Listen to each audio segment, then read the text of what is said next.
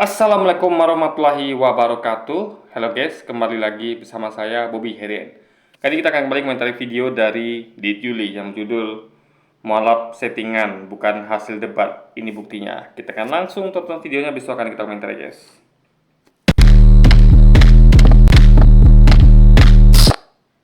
Shalom saudaraku, salam sejahtera dalam kasih Kristus. Jumpa lagi dengan saya. Jadi dulu kita akan belajar berapologetika bersama-sama di channel ini. Memalukan ya. Kemarin katanya di channelnya Pemitan dan juga channelnya Umar itu mengatakan bahwa ada seorang perempuan yang mualaf karena nonton debat antara Pak Esra dan Pak Budi, dan kemudian lawannya ini Umar dan Pemitan. Seolah-olah bahwa pihak Donditan dan Umar ini menang, sehingga ada orang yang pindah server, login ke sebelah. Setelah saya amati, rasanya kayak aneh dan janggal gitu. Kenapa?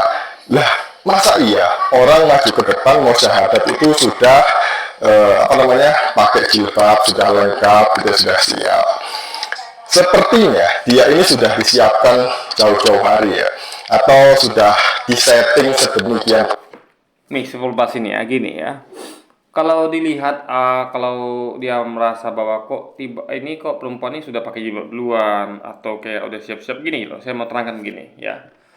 Kita perlu tahu bahwa orang yang nonton debat itu biasanya ada orang yang terbagi atas beberapa bagian ya, tipe. Yang pertama adalah tiga bagian. Jadi pertama itu adalah dia tuh memang betul-betul pendukung fanatik Kristen, ya, betul-betul pendukung fanatik Kristen ya. Dia tuh memang beriman buta. Pokoknya apapun itu penting Kristen pasti benar gitu. Apapun alasannya, apapun hasil debatnya, Kristen pasti benar. Dia sudah memang sudah imannya buta gitu guys. Nah, di Islam juga begitu, juga ada juga begitu.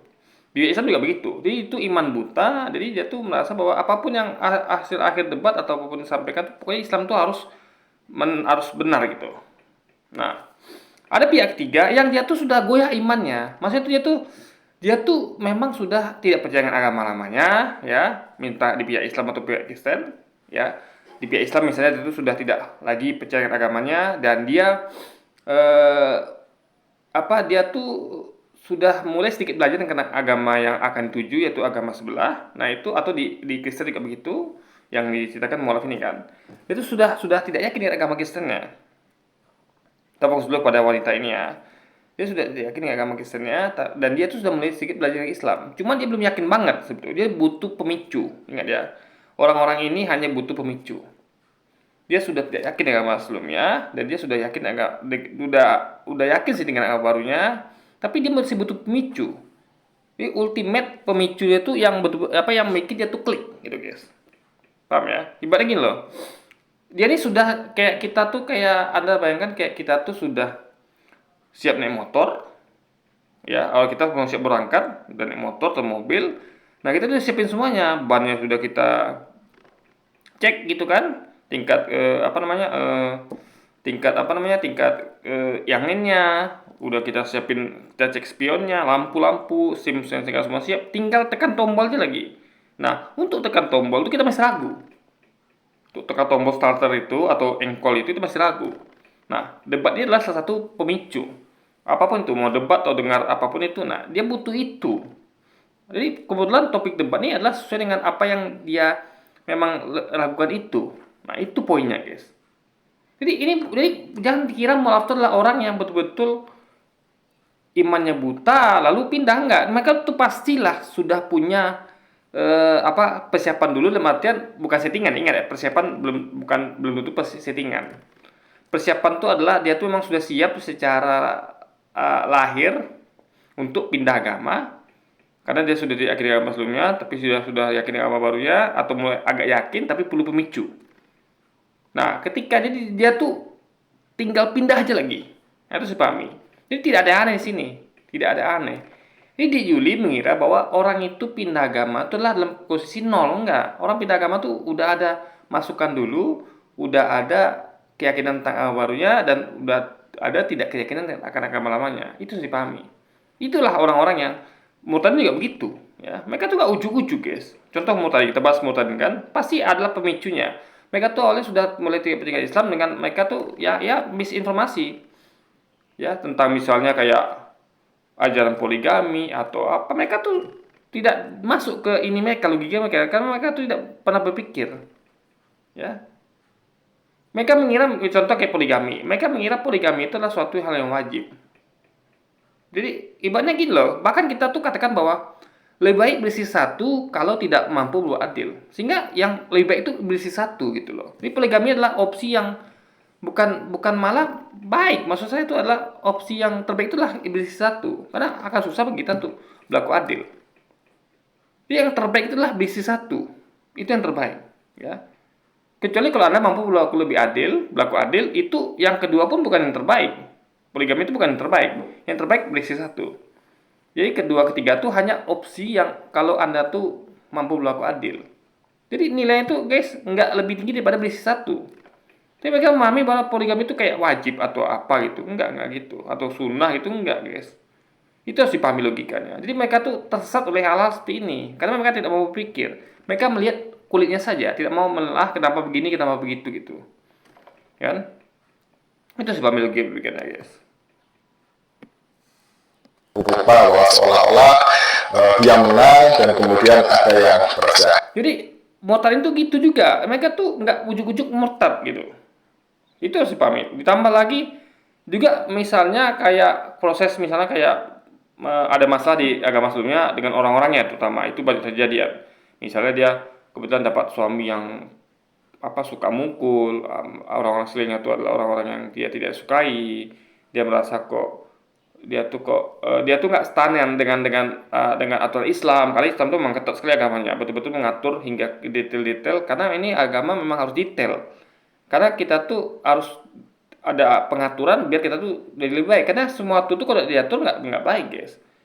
Ya, nggak ada kehidupan tuh yang tidak jadi lebih baik tuh kalau tidak diatur.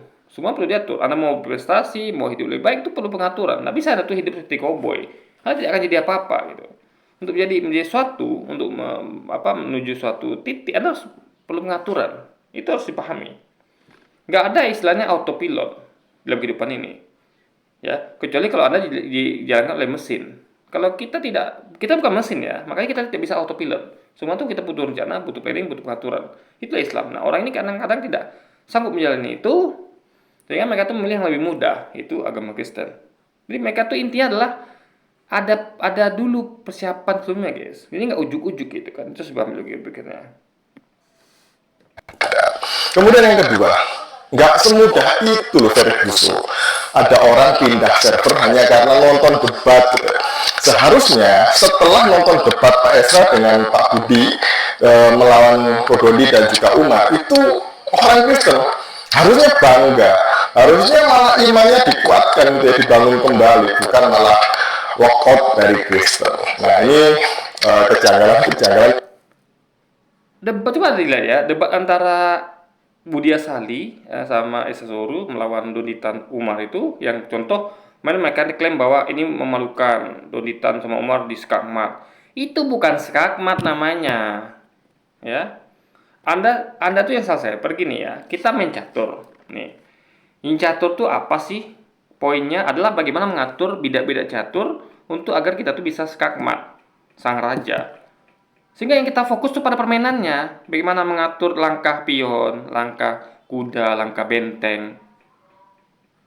Bukan lagi bahwa misalnya istilah-istilah itu dalam bahasa Inggris. Ini istilah kalau kuda nih istilahnya apa? Langkahnya letter L. Nggak penting kan ada terimanya langkah kuda, yaitu huruf L. Dia menuntut harus letter L. Langkah benteng adalah move forward, gitu kan? Kayak gitu-gitu. Jadi cek misal atau apa itu nggak penting, guys, ya. Fokus pada permainan. Jadi alih-alih dia bagaimana dia tuh menerangkan kalau mau skakmat nih pion harus ke atas, benteng harus ke kiri, ya kan? Lalu apalagi Perdana Menteri harus ke zigzag segala macam. Daripada alih-alih situ mereka bahas tentang kamu bisa nggak ngerti bahasa aslinya ini catur, bahwa catur ini memakai bahasa ini. Kan nyambung ke permainan. Orang tuh pengen melihat gamenya itu. Esensinya tuh di game itu, bagaimana bisa mengerjakan skakmat. Jadi Anda tidak akan sampai kepada poin skakmat kalau Anda tidak bahas tentang bagaimana jalannya permainan ini. Anda malah bahas sesuatu yang tidak esensial, guys. Karena ketika Anda nuntut bahasa aslinya, itu sementara ada terjemahan.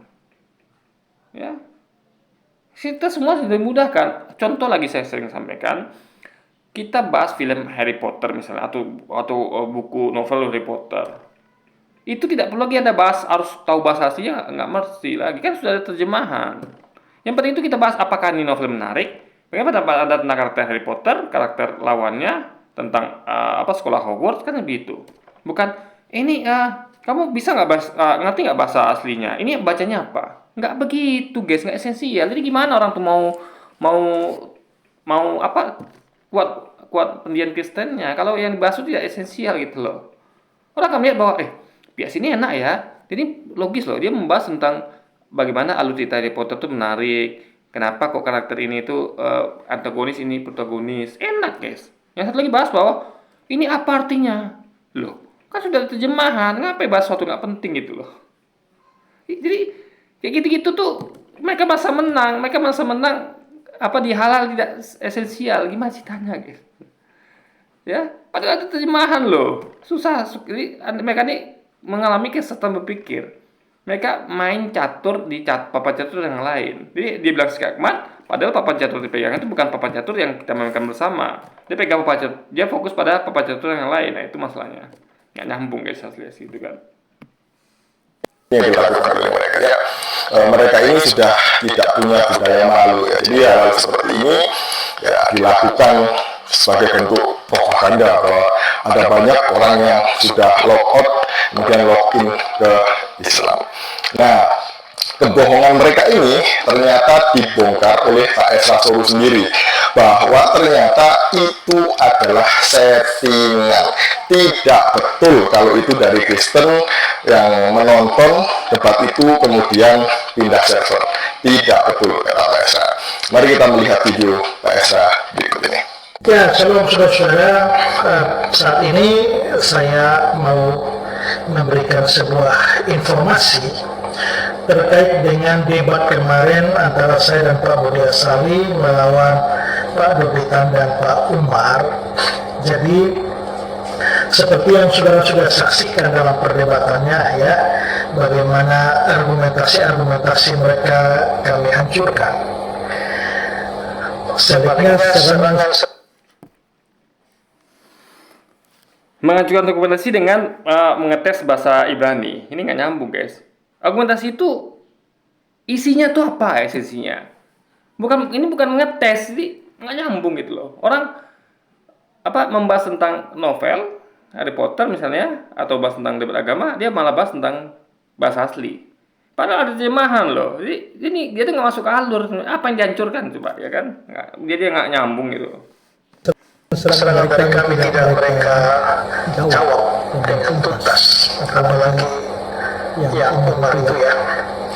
Nah, tapi ketika video itu diposting di YouTube dan juga TikTok dan lain sebagainya, saya membaca beberapa komentar di sana. Lalu komentar di sana ada yang mengatakan begini bahwa ngerasa diri menang, tapi ternyata dalam debat itu ada yang mengambil keputusan dari Umar. Makanya di akhir acara itu ada acara seorang perempuan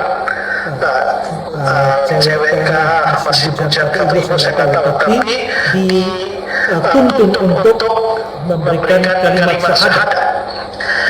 Jadi sebenarnya aja nggak kenal cewek itu, apakah bujang atau udah nikah atau gimana, aja nggak kenal guys, nggak tahu. Gimana dia bisa bilang bahwa ini settingan gitu loh, kenal aja enggak gitu kan. Jadi Anda tuh kalau nggak kenal, nggak tahu tuh ya kenalan dulu, cari tahu dulu. Ini nggak kenal aja enggak, gimana ceritanya gitu kan. Nah itu ditaruh di bagian akhir dari acara debat, sehingga menunjukkan atau memberi kesan bahwa hasil dari perdebatan itu adalah ada seorang yang jadi mualaf. Ya gini, nggak mungkin di tengah-tengah debat. Kenapa? Orang fokus berdebat. Ngerti nggak dia? Kita ngerti di mana-mana tuh pasti di akhir. Misalnya ada seminar, ya tentu kalau ada prosesi misalnya kayak ya kayak apa komentar dari penonton atau apa tuh pasti dikasih waktu lah gitu. Biasanya tuh di akhir guys. Karena tidak berhubungan dengan debat. Kecuali kalau misalnya kayak debat itu ya, kita silakan penonton memberikan tanggapan. Nah, itu baru di tengah-tengah mungkin. Ini kan tidak.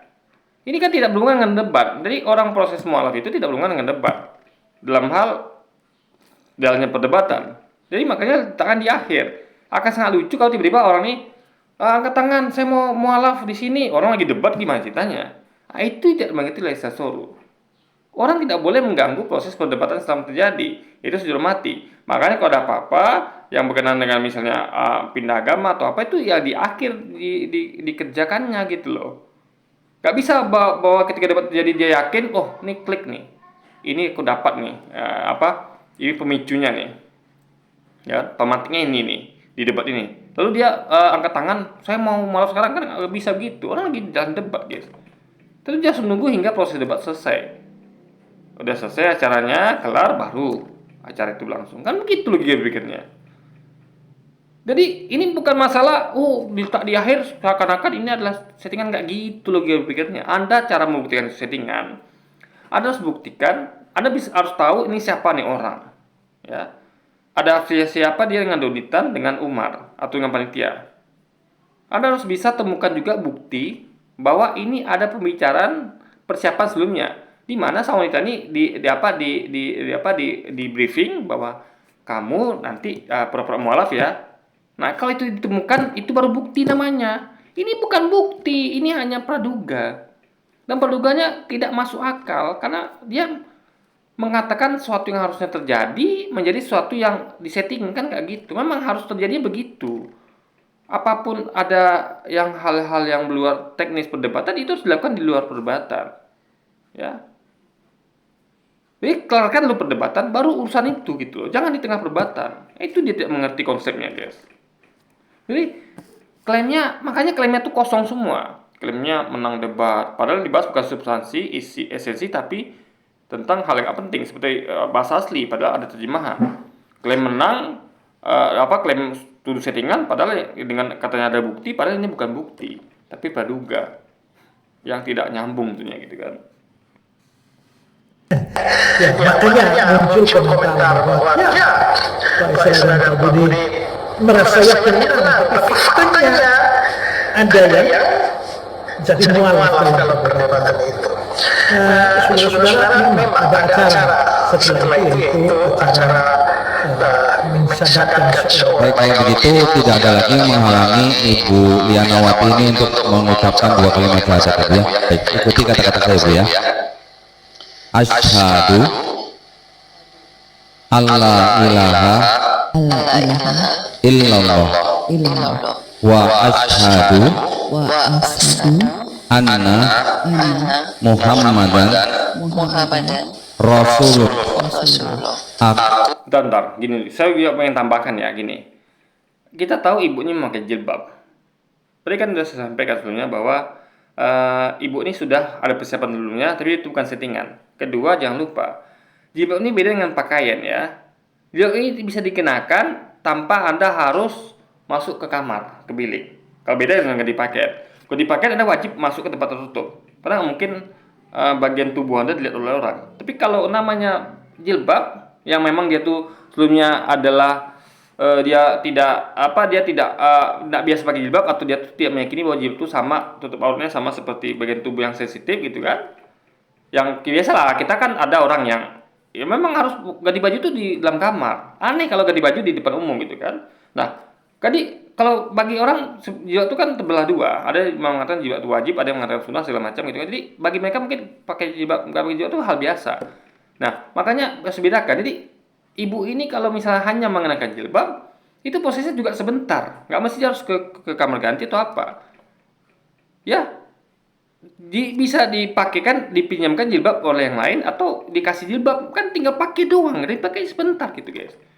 Jadi kita nggak tahu nih proses ibu ini, apakah dia sudah pakai jilbab dari sejak awal dia nonton debat, atau dia dipakaikan pakai jilbab tuh setelah dia tuh mau proses mualaf ini guys. Itu kita tidak ketahui.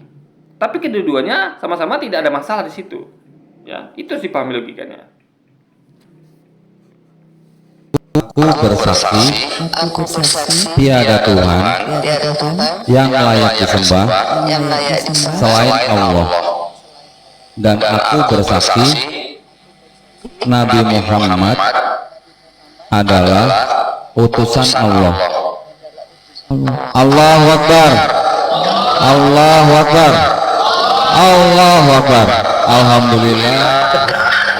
Memang seorang perempuan itu yang jadi mualaf adalah hasil dari perdebatan. Setelah mengikuti perdebatan, dia seorang non-Islam atau seorang Kristen, lalu mengambil keputusan untuk jadi mualaf gara-gara lihat perdebatan itu. No, omong kosong. Kenapa? Karena kalau itu bisa tentang Kristen, yang semua yang Kristen itu datang dan bertemu dengan saya dan biasa, dan yang hadir dalam ruangan itu kira-kira Kristen sekitar 10 orang saja, dan mayoritas saya kenal.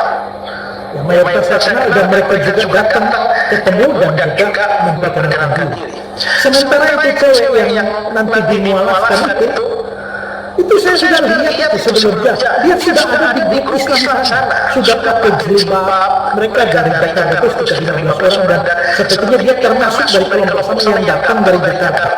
Begini guys ya, kita untuk melihat orang itu beragama tertentu bukan ya apa dia ikut grup itu apa tidak. Itu harus dipahami ya. Karena dia bisa jadi punya teman-teman Islam ya. Intinya adalah gini loh, dia nggak mesti harus Anda tuh ini, kalau gitu metodologinya aneh sekali ya. Oh, kalau Anda tuh kalau beragama ini Anda harus digabung di tertentu, harus kurangkan diri, nggak gitu logikanya ya. Misal gini, saya seorang Muslim yang ingin pindah Kristen, saya udah yakin agama Islam nih, tentu saya nyamannya akan berdiri duduk di tengah-tengah orang Kristen, bukan berarti saya beragama Kristen gitu guys. Paham ya? Karena saya tuh merasa saya nggak nyaman duduk di agama saya, sama kayak politik misalnya. Ada orang anggota partai, misalnya anggota partai ya kayak Demokrat lah misalnya. Nah, dia nggak nyaman di situ, meskipun dia Demokrat, atau contoh lah kayak Jokowi kemarin. Dia adalah kader pada PDI, tapi dia nggak nyaman duduk situ kan, nggak nyaman duduk dengan Megawati segala macam. Dia pindah, dia duduk di barisan Golkar atau PSI. Bukan berarti dia PSI, gitu guys, masih kader PDI. Jadi menentukan suatu agama satu itu bukan dilihat dari dia gabung di kelompok mana, nggak gitu lagi pikirnya, ya kan? Dan juga nggak harus pengenalan dia, nggak juga harus kenal juga gitu. Emangnya Esasori kenal semua umat Kristiani kan, tidak begitu logikanya guys. Intinya adalah status tentang seorang itu hanya dia yang tahu dan Tuhan yang tahu, dan tidak itu bisa dibuktikan hanya dengan oh dia duduk di situ berarti dia Islam, duduk di situ berarti Kristen, nggak gitu logikanya. Ya. Saya juga misalnya saya lagi bekerja nih, atau saya lagi ya apalah itu ya, standby di tengah komunitas Kristen yang lagi ibadah. Masa saya dikatakan itu dia di situ tuh berarti dia Kristen, kan gitu logikanya guys. Ya. Atau misalnya contoh kayak kemarin tuh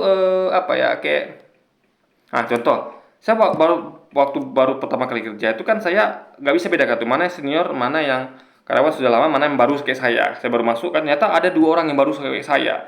Mereka duduk di barisan yang sama, ya, barisan sama. Saya nggak tahu tuh mana yang senior, mana yang junior. Mereka kelihatannya ya gabung gitu aja. Saya untuk mengetahui itu apa yang saya lakukan? Saya ngobrol, saya kulik satu-satu. Akhirnya bongkarnya lama guys, bongkar lama, karena mereka nggak mungkin langsung ngaku kalau mereka tuh karyawan baru atau apapun itu. Jadi nanti setelah cair kan baru ketahuan, oh ternyata, saya baru juga loh, sama baru. Nggak semua orang ngomong di awal gitu kan, nggak juga etis saya langsung nanya, mas baru lama kan, nggak begitu. Ini adalah butuh proses gitu guys. Karena nggak ada label bagi mereka, saya baru masuk, saya udah lama, kan nggak ada. Jadi menentukan sesuatu itu bukan begitu caranya, harus ada obrolan, tanya-tanya, investigasi. Itu metodologi untuk membuktikan. Nggak seperti ini, melihat bahwa itu duduk di kelompok sana berarti dia pasti Islam. Nggak begitu logika pikirnya ya. Oh, saya tidak kenal dia, emangnya dia kenal semua Kristen? Oh, dia itu namanya dia tuh ikut rombongan itu ya, kebetulan itu teman-temannya, gimana ceritanya coba? Atau dia nyaman di situ, apa dia ikutin di rumahnya gitu ya, apa dia ikutin gitu. Bisa jadi gini, kan orang-orang tuh ada yang ikut grup debat. Sehingga dia tuh sudah kenal duluan. Di grup debat itu misalnya, kayak saya punya beberapa teman Kristiani yang di grup debat itu yang memang tahu saya gitu. Sehingga dia tuh kalau kalau ada kontak-kontak kita misalnya seakan kalau gitu jadi dia gampang sekali. Misalnya ikut saya atau gabung ke saya itu gampang karena udah sering mengenal di dunia perdebatan gitu. Bisa jadi Mbak ini begitu juga. Intinya adalah kenal tuh bisa di mana saja. Jadi jangan kira bahwa hubungan di dunia ini kayak kaku gitu. Kok Kristen gabung sama Kristen aja, Islam sama Islam, jangan kayak gitu. Bisa Islam gabung ke Kristen, kenal sama Kristen, berteman sama Kristen, satu grup Kristen, atau sebaliknya bisa terjadi, guys. Jadi pola pikir nih sangat sempit sekali pola pikir Esesuru ini. Itu harus kritisi, guys. Juga pikirnya. Ya, dengan kata lain, sebelum debat berlangsung dia itu sudah Islam atau sudah ada di pihak kelompok Islam itu. Ya. Yang diklaim sebagai bukti hanyalah praduga. Tanpa melalui proses investigasi, tanya-tanya, ngobrol. Gimana bisa Anda tuh mengatakan, Anda kira bukti segampang itu apa? Kalau bicaranya, nggak di pengadilan ini mentah-mentah nih, guys. Oh, dia kelompok situ, duduk di situ. Gimana ini ya kan? Orang jadi nggak perlu lagi kalau gitu investigasi pendalaman, nggak perlu lagi kalau gini metodologinya. Makanya mereka tuh nggak bisa bedakan mana bukti, mana praduga. Itu harus dipahami loh kita. Katanya ini terbukti, bukti apanya ini pasti praduga, ya kan? Dan belum dapat dibuktikan karena belum ada investigasi, belum ada ngobrol, bukan ada korek-korekan dan segala macam gitu kan. Hanya melihat, oh sepertinya karena dia hubung kelompok itu, nggak begitu logika berpikirnya. Nah, mungkin saja dia memang menjadi mualaf, tapi bukan saat perdebatan itu. Karena dia bilang mungkin. Jadi bukti itu bukan pakai kata mungkin. Bukti itu Anda harus yakin dan dibuktikan dengan investigasi, ya. Jadi nggak ada lagi kata mungkin itu bukan bukti namanya, praduga. Makanya memakai kata mungkin. Jadi makanya saya katakan di ini dan lain itu suka berlebihan. Suatu yang mungkin dibilang apa bukti pasti. Kemarin juga begitu. Orang yang tahu sedikit atau kita katakan tahu banyak dikatakan tidak tahu apa-apa. Orang yang pernah sekolah minimal SD atau TK atau SMP dibilang nggak pernah sekolah. Mereka memang suka melebih-lebihkan, guys. Gimana mau menang debat kok gitu caranya? Kalah dibilang menang, lebih-lebihkan gitu. Udah jelas kalah dibilang menang, kan begitu jadinya. Suka memperterbalikan, suka melebih-lebihkan. Itu ciri khas mereka ini. Makanya mereka tuh nggak pernah dalam ukuran yang pas gitu, ya kan? Harusnya ukurannya harus pas. Kalau memang nggak pernah sekolah, kalau memang pernah sekolah atau memang dikit katakan begitu, ya. Meskipun faktanya sekolahnya tinggi. Ini mendegradasi sampai 0, itu kan nggak masuk akal, guys. Jauh sekali jaraknya gitu, jauh sekali bedanya antara ukuran yang sebenarnya dengan ukuran yang mereka buat yang hoax itu, guys. Itu harus dipahami logika pikirnya. Mungkin saja dia beberapa saat sebelumnya sudah mau atau bersedia jadi mualaf, lalu ditunda acara sahabatnya tunggu pas ujung akhir perdebatan supaya memberi kesan bahwa inilah hasil perdebatannya. Hasil perdebatan ada seorang non-Islam atau seorang Kristen yang Jadi hasil perdebatan itu bisa jadi bukan hanya pemicu tapi menambah keyakinan, mempertebal. Karena kalau hasil debat itu sebaliknya dia akan gagal gitu kan. Aduh, ternyata kayaknya aku salah nih, aku mau mualaf ini. Gagal lah mualaf kan bisa begitu. Tapi dia malah mempertebal. Dia bisa jadi pemicu, pemantik atau malah mempertebal. Yang itu sebenarnya udah dipantik, udah dipicu oleh info-info lain atau momen lain. Ini menjadi penebal. Jadi intinya adalah kalau memang ini adalah suatu yang debat itu menang oleh orang ini yang berefek pada wanita, kita ngomong efek wanita ini ya, nggak ngomong pada yang lain. Kan ngomongnya fokusnya pada wanita mualaf ini. Artinya dia kan harusnya gagal mualaf setelah hasil debat ini.